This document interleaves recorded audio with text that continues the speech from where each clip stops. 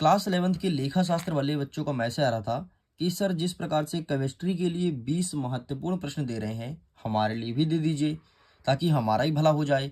Sir आप हमारे लिए वीडियोस क्यों नहीं बना रहे हो? तो आप लोग का बहुत ज़्यादा कमेंट देखने के बाद अब फाइनली मैं लेखा शास्त्र का वीडियो लेकर के आ चुका हूँ। इसमें हम केमिस्ट्री की तरह आपको भी 20 महत्वपूर्ण प्रश्न बताने वाले हैं। अगर आपने इसे पढ़ लिया, एग्जाम बहुत अच्छा जाएगा, परेशान नहीं होना है। तो चलिए स्टूडेंट, सबसे पहले हम देख लेते हैं अर्धवार्षिक परीक्षा का सिलेबस क्या रहेगा और फिर ये देखेंगे कि हमें क्या क्या पढ़ना है क्वेश्चंस में। अगर मैं सिलेबस की बात करूं तो लेखांकन एक परिचय ये चैप्टर देखने को मिल रहा है।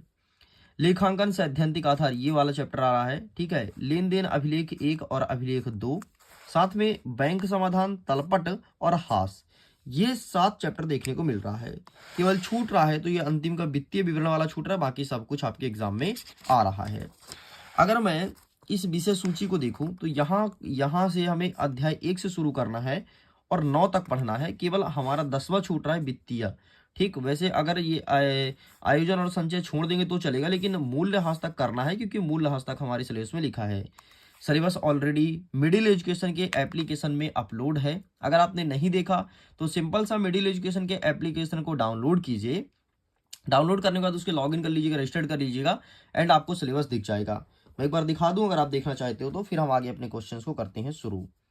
देखो एक सेकंड ना, मैं आपके सामने सिलेबस दिखा देता हूँ किस प्रकार से देखना है। तो सिलेबस पता होना चाहिए भाई, तभी पढ़ाई किया करो, ठीक। ये देखो, ये रहा मिडिल एजुकेशन का एप्लीकेशन, डाउनलोड कर लेना गूगल प्ले स्टोर से, ठीक है। यहाँ पे जाना है, ये देखो सिलेबस का ऑप्शन है, ये रहा सिलेबस, ठीक है। यहाँ पर क्या लिखा है, class 10th high Fairlie exam 25-26 syllabus सभी संकाय के लिए। यहाँ पर रिव्यू में क्लिक करोगे, ठीक है। आपका अकाउंट है ना, आइए खाता खोलते हैं भाई अकाउंट का। तो ये वाणिज्य रहा, स्क्रॉल डाउन, ये इतिहास, भूगोल, राजनीति शास्त्र, लेखांकन, ये देखो लेखांकन है, लेखा शास्त्र, ठीक। ये पूरा सिलेबस है। इस प्रकार से सिलेबस देख लिया करो। जितने भी पढ़ाई का कंटेंट चाहिए सब मिल जाएगा तुम्हें एएसके क्लासेस में, मिडिल एजुकेशन में। ये दोनों चैनल मेरा खुद का ही है, ठीक है, लिंक है एक दूसरे से, ठीक। तो दोनों पे क्लास 9, 10th, 11th की बहुत अच्छी तैयारी कराई जाती है। अगर 9th और 10th में आपको कोई भाई बहन है तो मिडिल एजुकेशन उसे सजेस्ट करना। अगर कोई 11th में है या 12th में तो आप उसे बताना एएसके क्लासेस। चलो भाई आगे बढ़ते हैं हम फटाफट, अब बिना टाइम वेस्ट किए जल्दी जल्दी क्वेश्चन को देखते हैं कौन कौन से आ रहे हैं। जिन क्वेश्चन को बोलो अच्छे से पढ़ लेना वही क्वेश्चन आएगा। चलो सबसे पहले थोड़ी मैं जूम करता हूं ताकि आपका नज़र टोटल ऑन स्क्रीन हो चाहिए, भटकाव ना हो नज़र में, ठीक है। यहाँ से स्टार्ट होता है लेखांकन, ठीक। तो हम सीधे जंप करते हैं 2 नंबर वाले क्वेश्चन में। सबसे पहले आपको यही पता होना चाहिए कि आखिरकार लेखांकन क्या है, ठीक है। तो ये वाला प्रश्न अच्छे से तैयार कर लेना। लेखांकन के 2 लाभ का वर्णन कीजिए, साथ में लेखांकन का सिद्धांत क्या है, बस इतना तुम्हें यहाँ से पढ़ना है। लेखांकन क्या है, लेखांकन के लाभ और सिद्धांत, इतना आप तैयार करेंगे, ठीक है। लेखांकन की कौन कौन सी शाखाएं हैं एक बार देख लेना, वित्तीय लेखांकन, प्रबंधीय और लागत, ये 1 नंबर का प्रश्न बनेगा, बाकी कोई प्रश्न नहीं बनेगा, ठीक। खत्म करते हैं, आगे बढ़ते हैं। नेक्स्ट यहाँ से कुछ नहीं बन रहा है क्वेश्चन, कोई क्वेश्चन नहीं बनेगा, चुपचाप आप इसे छोड़ते जाओ, ठीक है। हाँ, लेखांकन क्या है ये मैंने पहले भी टिक करा दिया ना शुरुआत में। लेखांकन क्या, इसे पढ़ ही लेना, ये तो आ ही रहा है लेखांकन क्या है, ठीक। बाकी यहाँ से कोई क्वेश्चन नहीं बन रहा, कोई खासम खास क्वेश्चन नहीं है। लेखा कर्म की विशेषताएं लिखिए, ये देख लेना, ठीक है। और यहाँ से तुम्हें क्या देखना है, व्यापारिक बट्टा क्या होता है, ये चीज़ प्रिपेयर कर लेना, ठीक है। व्यापार में जो बट्टा कटता है ना, तो वो व्यापारिक बट्टा क्या होता है ये पढ़ना है। चलो नेक्स्ट आपका क्वेश्चन तैयार करना है कि व्यापारिक बट्टा और नगद बट्टा में अंतर बताइए, ये अच्छे से तैयार करना है, ठीक है। लेखांकन से व्यापारी को क्या लाभ होता है, तो जैसे महत्वपूर्ण सूचना प्राप्त होता है, क्रय विक्रय में सहायता मिलता है और कर का निर्धारण करने में सहायता होता है, तो ये प्रश्न तैयार करना है। लेखांकन की कौन कौन सी कमियां हैं या सीमाएं हैं, तो जैसे व्यक्तिगत निर्णय से प्रभावित होती है और भावी अनुपात के लिए उपयुक्त होती है, ये चीज हमें तैयार करना है, ठीक है। तो ये क्वेश्चन तैयार कर लेंगे। चलो इस प्रकार से हमारा अध्याय नंबर 1 होता है खत्म। लो ज़्यादा नहीं, 4-5 ही प्रश्न बताया हूँ, अगर उसे कर लिए तुम्हारा काम हो जाएगा अध्याय नंबर 1 से। आगे आते हैं अध्याय नंबर 2, क्या कह रहा है कि लेखांकन की मूलभूत मान्यता एवं सिद्धांत। आइए देखते हैं यहाँ से हमें कौन कौन सा क्वेश्चन करना है, ठीक है। तो यहाँ से कुछ मत करना। हाँ, हमें लेखांकन प्रमाप की आवश्यकता क्यों पड़ी, मतलब लेखांकन को हम मापन क्यों करते हैं, तो वित्तीय विवरण की विश्वसनीयता और प्रामाणिकता के लिए, ठीक है, वित्तीय हितों के संघर्ष को सुलझाने के लिए। तो ये दोनों टॉपिक याद रखना, ठीक है। इसका अंदर का डिटेल पढ़ लें तो ये क्वेश्चन हमें तैयार करना है, ठीक। बाकी यहाँ से कुछ नहीं आएगा।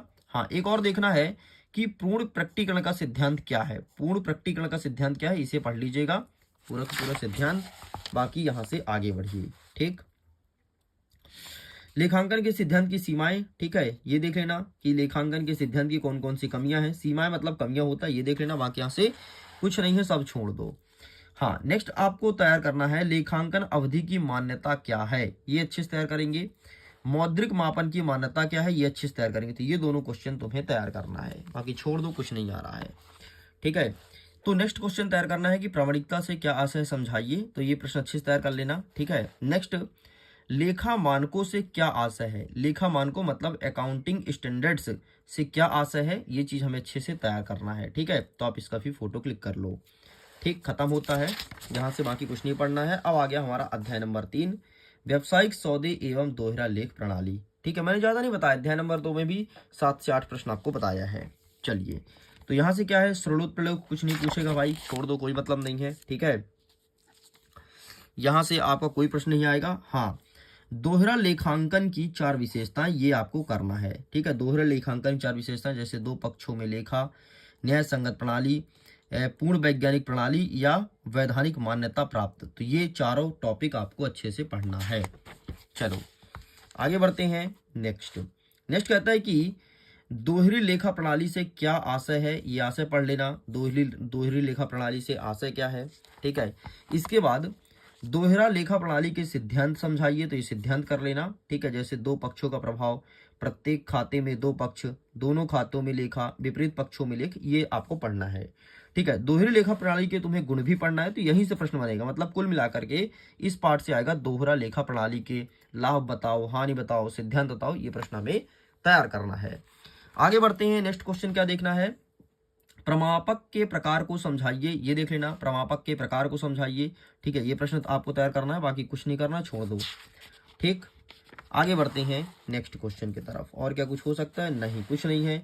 हाँ, प्रमापक की 3 विशेषताएं बतानी है। ठीक है, और लेखांकन समीकरण के लाभ बताइए। लेखांकन समीकरण के कौन कौन से लाभ हो सकते हैं, ये चीज हमें हमारे एग्जाम में देखने को मिलेगा। कुछ गणितीय प्रश्न भी आएगा भाई। ठीक है, तो गणितीय प्रश्न भी आपको बता दिया जाएगा, परेशान मत हो। अभी तो यहाँ से कुछ नहीं पढ़ना है। ठीक, खत्म, यहाँ से भी कुछ नहीं पढ़ना है आपको, यहाँ से भी कुछ नहीं पढ़ना है आपको, यहाँ से भी कुछ नहीं पढ़ना है, यहाँ से भी कुछ नहीं पढ़ना है। ठीक है, अब आ गया हमारा दैनिक पंजी। आइए देखते हैं कि यहाँ से कौन कौन से क्वेश्चन बनेंगे।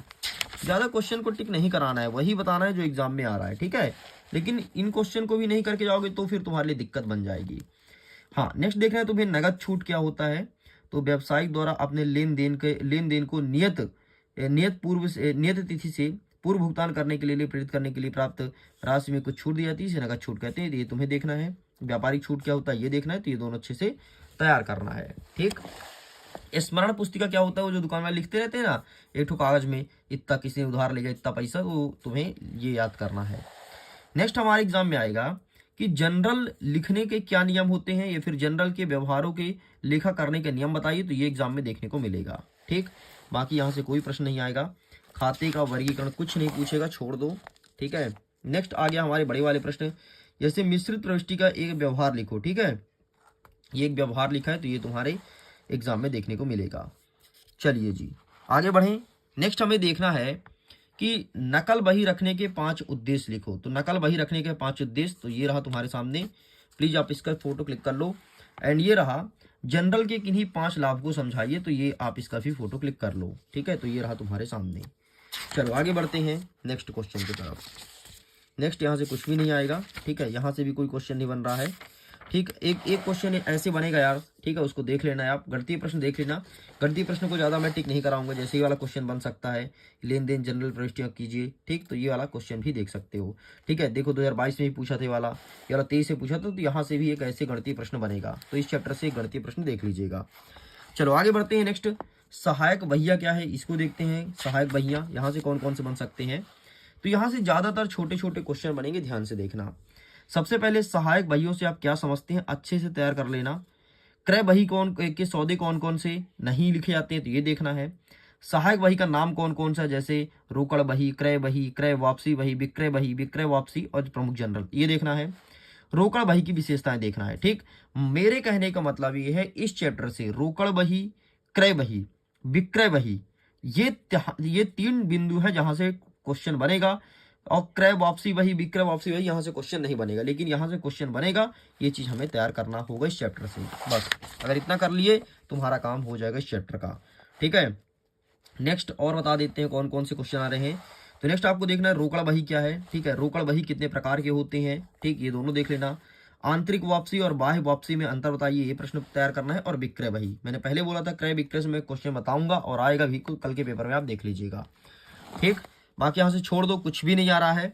हाँ, खुदरा रोकड़ बही क्या है, केवल देख लेना क्या है, क्या है केवल देख लेना, ज्यादा इंपॉर्टेंट नहीं है ना, तो ज्यादा आपके एग्जाम में आएगा। बस क्या है एक बार तुम पढ़ के चले आना, बस एक नजर। ठीक, समय है, तुम पढ़ सकते हो भी। बाकी यहाँ से क्या कुछ आ रहा है, ये बाकी छोड़ दो, कुछ नहीं आ रहा है। हाँ, रोकड़ बही और रोकड़ खाता में अंतर क्या है, तो अंतर देख लो। ज्यादातर बही पूछेगा, खाता नहीं पूछेगा, तो बही एक बार देख लो। चलो नेक्स्ट आगे बढ़ते हैं। फुटकर रोकड़ बही के 5 लाभ बताओ, तो 5 नहीं, आपको 3 लाभ याद करना है। कितने? 3। ठीक है, फुटकर रोकड़ बही के 3 लाभ, ये देखो, जैसे लेखा करने की सुविधा और भुगतान में सरलता, पूर्ण नियंत्रण। ठीक है, तो ये तुम्हें देखना है।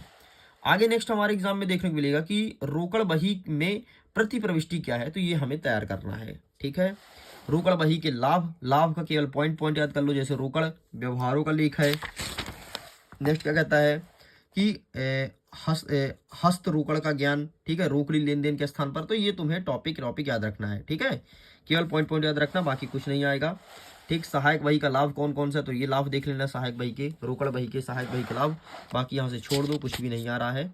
इस चैप्टर से ज्यादातर छोटे वाले प्रश्न आ रहे हैं। ठीक है, खुदरा रोकड़ बही से आप क्या समझते हैं, इसके लाभ बताइए, ये प्रश्न आपको तैयार करना है। ठीक, बाकी छोड़ दो, कुछ नहीं आ रहा है।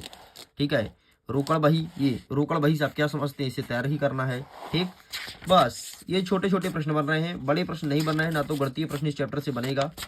ठीक है, तो इस प्रकार से आपका ये चैप्टर भी होता है कंप्लीट। ये भी कंप्लीट हो गया है। अब हम नेक्स्ट वीडियो लेकर के आएंगे, जिसमें अध्याय नंबर 5 मतलब खाता बही से और आगे के क्वेश्चन को देखेंगे। हमने बहुत कुछ क्वेश्चन देख लिया, मतलब लगभग आपको 15 से 20 प्रश्न बता दिया हूँ जो एग्जाम में आने हैं। ठीक है, अब हम नेक्स्ट आपका देखेंगे कौन सा, अध्याय नंबर 5 से, यहाँ से कवर करेंगे खाता बही से, और एक वीडियो और आएगा जिसमें खाता बही, बैंक समाधान, तलपट, अशुद्धि, मूल्यह्रास, बस इतना देखेंगे। ठीक है, तो 5 टॉपिक और बचा, यहाँ से कवर कर लेंगे, मतलब मुश्किल से आपको 10 से 15 प्रश्न और बताएंगे, आपका काम हो जाएगा और बहुत अच्छे से काम होगा, बहुत ही अच्छे नंबर आने वाले हैं। तो वीडियो पसंद आए तो वीडियो को लाइक करिएगा, अपने मित्रों तक शेयर जरूर कीजिएगा, और प्लीज आप हमें कमेंट में लिख करके बताइए कि आप मध्य प्रदेश के किस जिले से हैं, कहाँ से हैं। ठीक है, तो प्लीज आप अपने डिटेल्स जरूर मुझे बताइए, ताकि हमें पता तो चले कि आप कहाँ से हैं, जो कि लेखा शास्त्र का लेखा जोखा कर रहे हैं घर बैठे।